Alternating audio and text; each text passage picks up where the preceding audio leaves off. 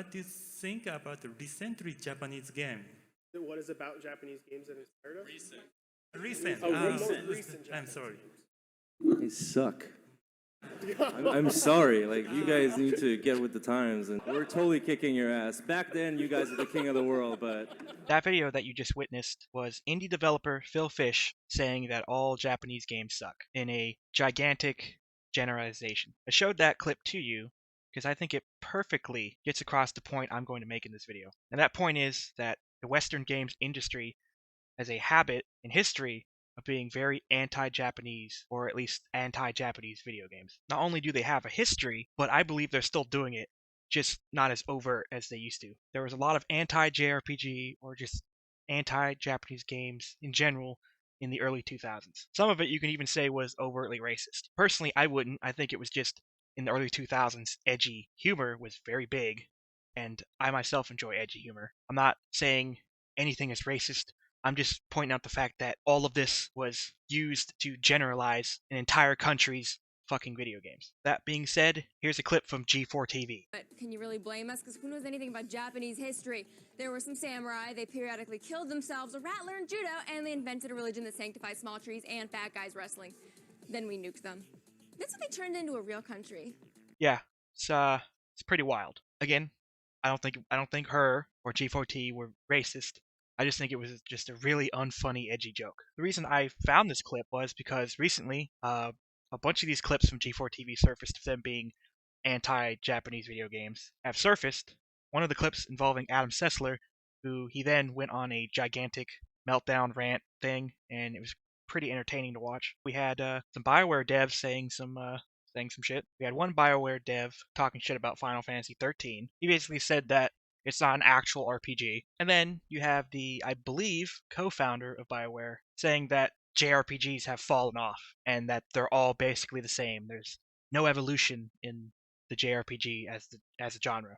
And then he also said that the choices in JRPGs, like the branching paths and choices you make as a character, are bad, and that the story actually doesn't change based on your choices. Now this interview came out around when Mass Effect 2 was out. 3 was not out yet. So his comments about how the player choice in JRPGs doesn't change the actual story or doesn't lead to anything is really, really fucking funny, given the fact that Mass Effect 3, that ending is fucking awful, where you have to choose between two colored ships, and that's the fucking ending.